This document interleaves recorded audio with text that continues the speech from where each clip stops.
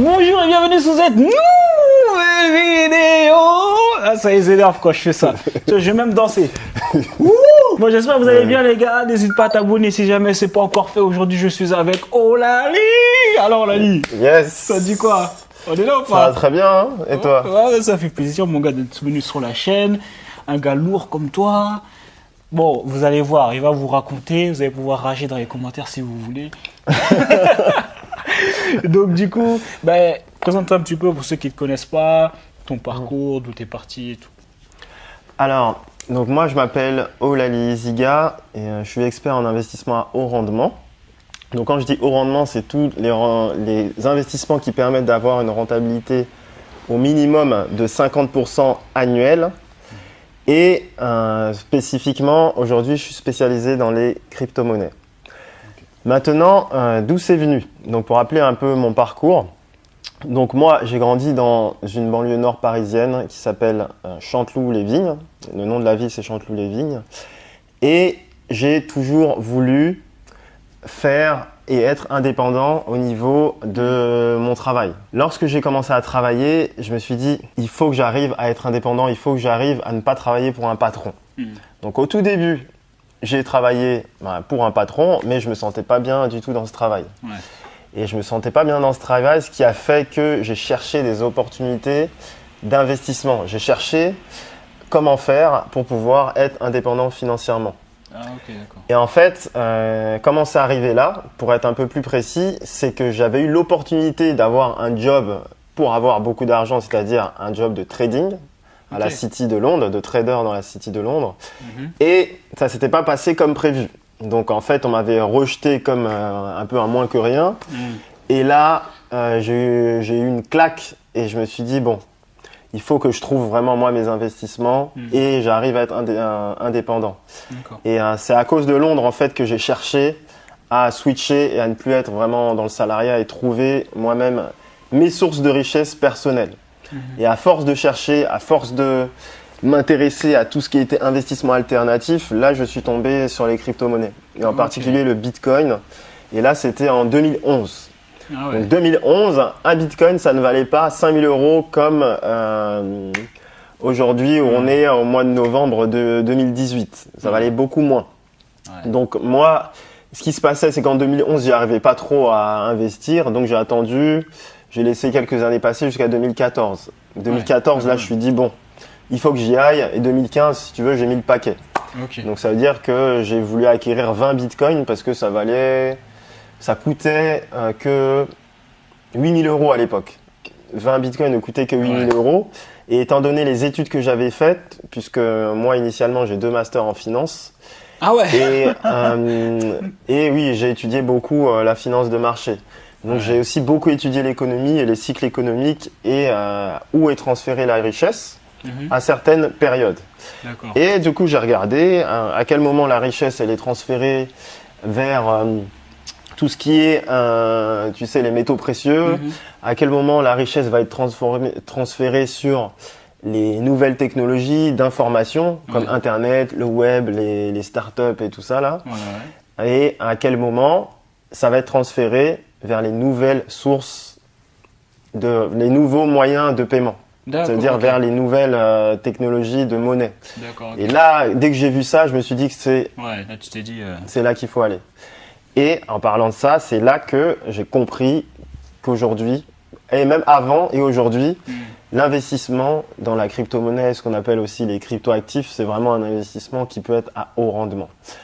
Malgré le fait qu'on ait pu voir des années plus sombres par le passé, malgré le fait que même en année 2018, c'est beaucoup plus bas qu'en année 2017, ça reste toujours un investissement en rendement si on se base sur tout ce que ça peut apporter sur le long terme. Voilà donc comment j'ai fait pour arriver dans ce domaine-là à partir de mon histoire personnelle. Mais du coup là, parce qu'il y a beaucoup de gens, je sais que, parce qu'il y a un gros pic fin d'année dernière, où c'est monté presque à 20 000, je crois, 20 000 €, et du coup c'est redescendu. Maintenant les gens ils disent le Bitcoin c'est fini, c'est mort, nanani. Qu'est-ce que tu en penses par rapport à ça toi? Ça c'est typique d'un marché qui est des marchés qui sont jeunes. Lorsque tu as un nouveau marché, un nouveau domaine qui est jeune et qui a un gros potentiel, il va avoir un fort engouement très rapidement vers les débuts. Après, forcément, les gens qui ont acheté plus tôt, ils vont récupérer. Ça va se casser la figure, mais ça va stabiliser. Aujourd'hui, un Bitcoin vaut à peu près 5500 €. Alors qu'il y a 18 mois, un Bitcoin valait à peine 1200 €. Et 18 mois, c'est rien du tout. Donc ça veut dire que ça se stabilise. À une année, ça s'était stabilisé vers les 300, une autre année vers les 1000. Là, ça stabilise vers les 5000. Ça veut dire que toutes les personnes qui rentrent maintenant vont faire partie, moi je pense, des personnes qui auront les grosses rentabilités dans les 2-3 ans à venir. D'accord. Voilà. Ah bah les gars, vous avez un conseil de ouf là. Donc en gros, pour toi, il faut se positionner maintenant. Pour moi, c'est à chaque fois que les gens ont peur et qu'ils pensent que ça ne marche plus, que tu auras la possibilité d'avoir le plus de résultats. Ouais, un peu comme Warren, il dit quoi. Voilà. Warren Buffett, un des plus grands investisseurs au monde, dit « Soyez avides quand les gens sont craintifs et soyez craintifs quand les gens sont avides ». Ce qui signifie qu'en 2017, si les gens étaient craintifs au début d'année, parce qu'ils avaient été beaucoup craintifs au début d'année, c'est là que tu dois rentrer dedans. Et si tu rentres dedans, tu rentres avec un prix, par exemple pour le Bitcoin, qui était de 1000 € et quelques, 1500. Maintenant, quand les gens deviennent avides, et on arrive en novembre-décembre, tu arrives avec un Bitcoin qui vaut 10 000 €, qui vaut 12 000, 15 000. Ouais. Là, tout le monde est avide et c'est là que tu dois être craintif et c'est à ce moment-là que tu dois dire que il faut que je récupère ce que j'ai fait. D'accord. Et ensuite, ça recommence. Donc là, on est dans une période où les gens sont craintifs et ils disent que c'est pas bien. Et au final, on verra ce qui va se passer. Mais moi, je pense que lorsque ça va remonter, beaucoup vont se dire « Ah mince, pourquoi j'étais pas venu à cette période ?» Comme d'habitude, quoi. Comme d'habitude, ouais. Donc voilà, en tout cas, tu as donné ton avis par rapport au Bitcoin. Maintenant, les gars, vous savez ce que vous avez à faire. Et est-ce que c'est facile de trader? Est-ce que c'est possible de trader sur les débutants ou pas? Qu'est-ce que tu en penses? En fait, moi, je parle souvent de 3 stratégies. Ouais. Donc, 3 stratégies que j'utilise. La stratégie, je l'appelle la stratégie HOT.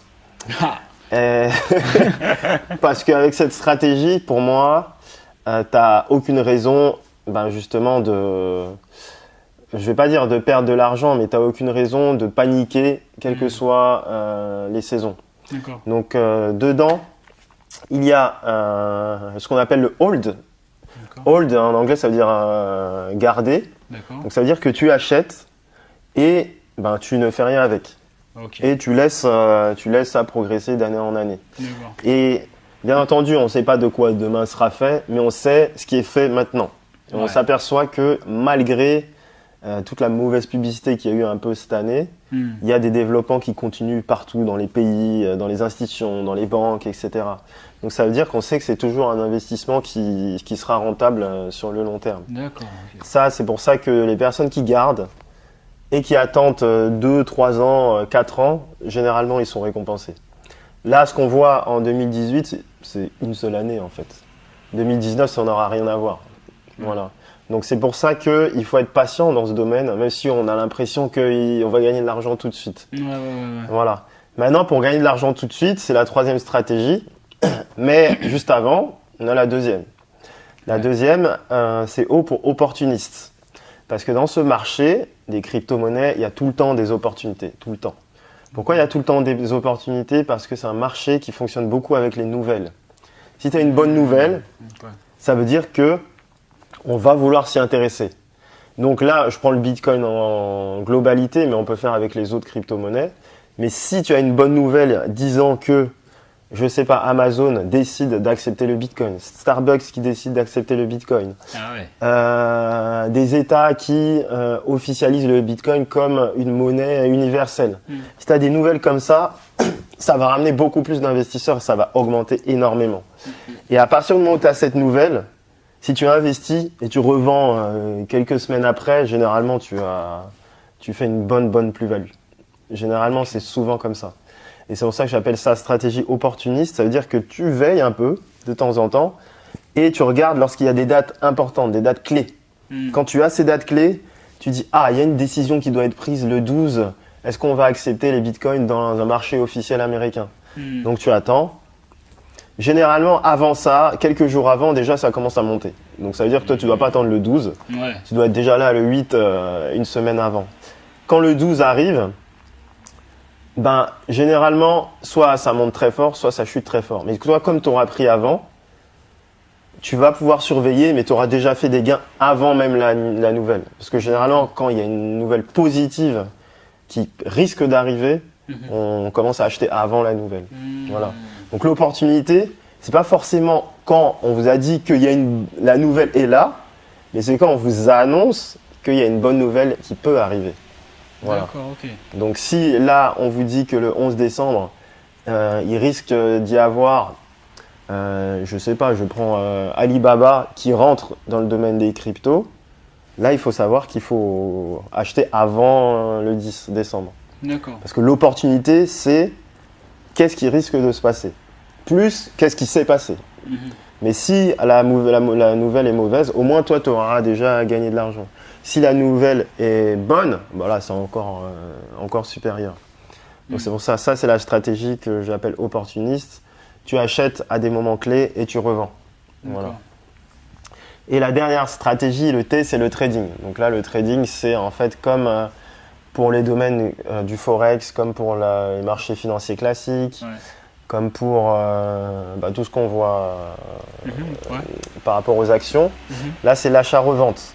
L'achat-revente, mais qui peut se faire avec ce qu'on appelle des effets de levier.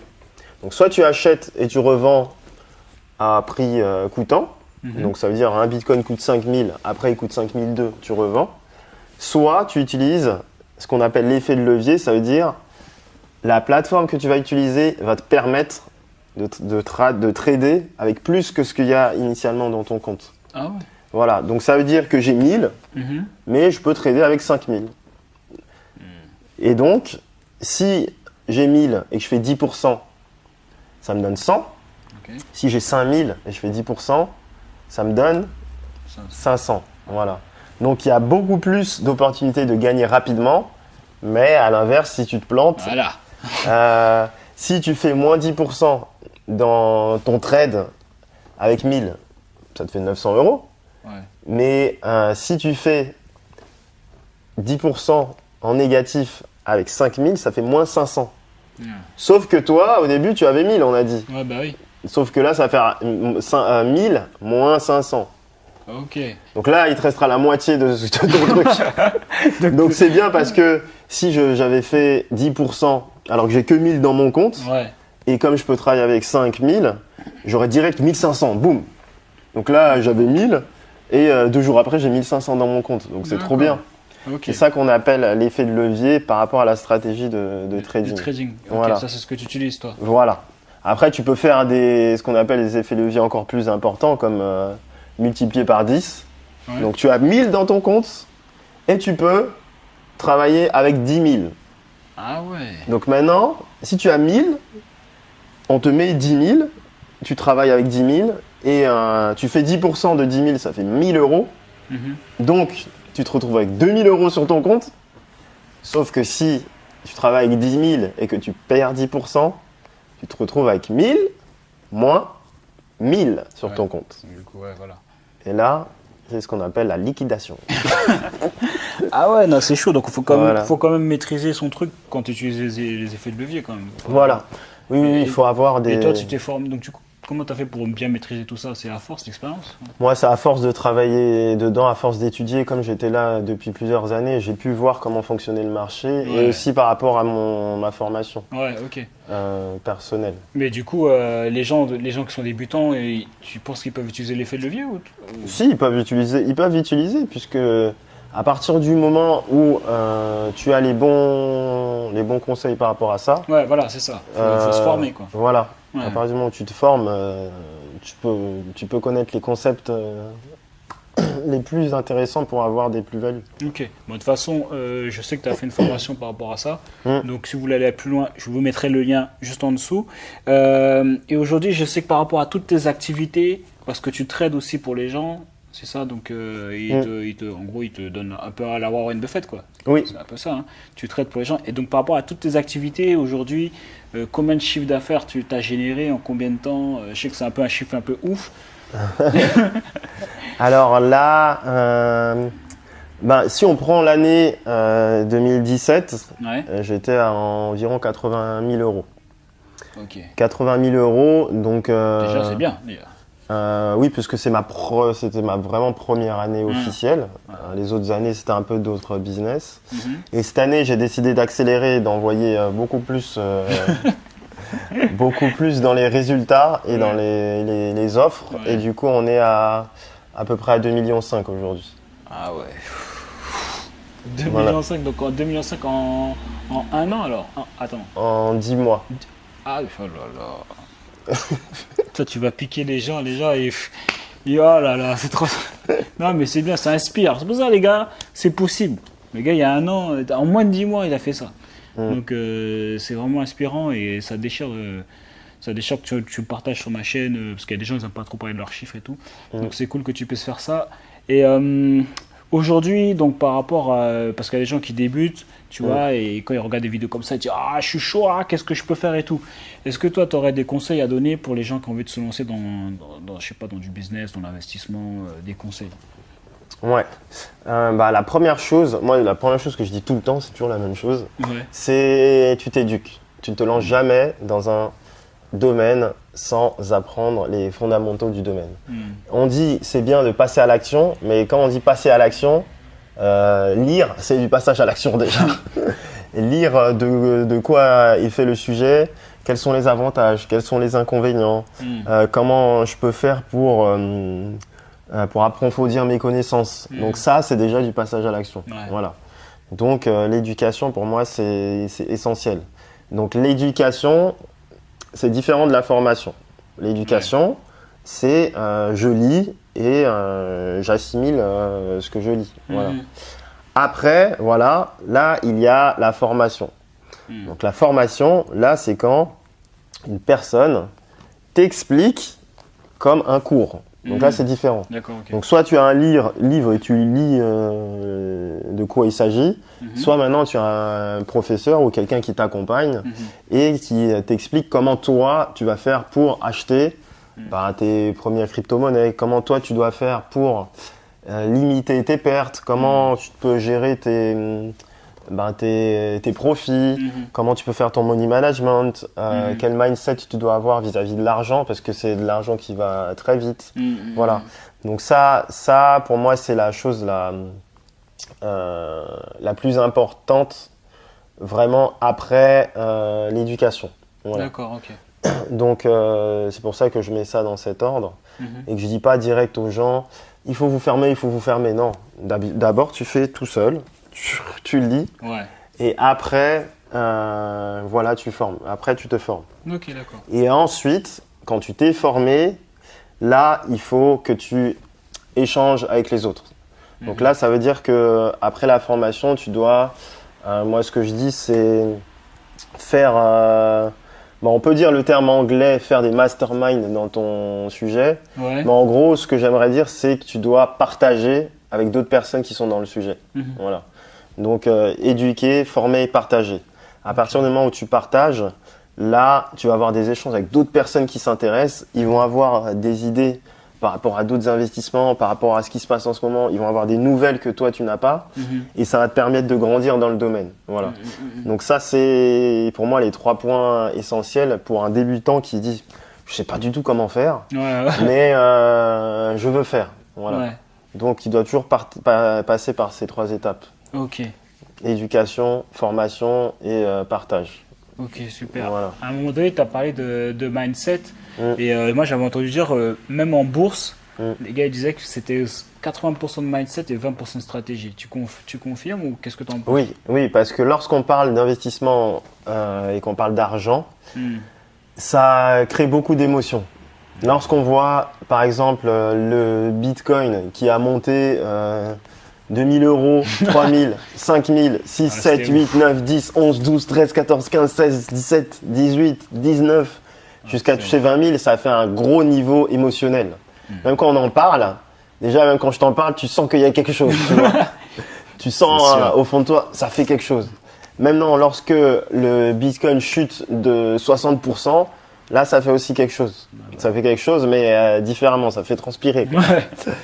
Et c'est pour ça qu'on dit que c'est une grande partie de mindset, parce que les personnes qui gagnent vraiment sont ceux qui arrivent à gérer les hausses émotionnelles et les baisses émotionnelles. Ça veut dire ils détachent leurs émotions au niveau de l'argent.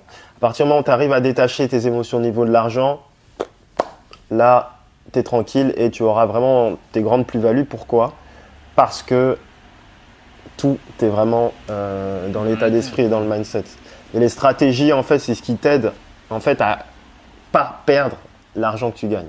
Parce que le plus dur, c'est pas de gagner de l'argent, c'est vraiment de ne pas perdre ce qu'on a gagné. Voilà, ça veut dire de le conserver.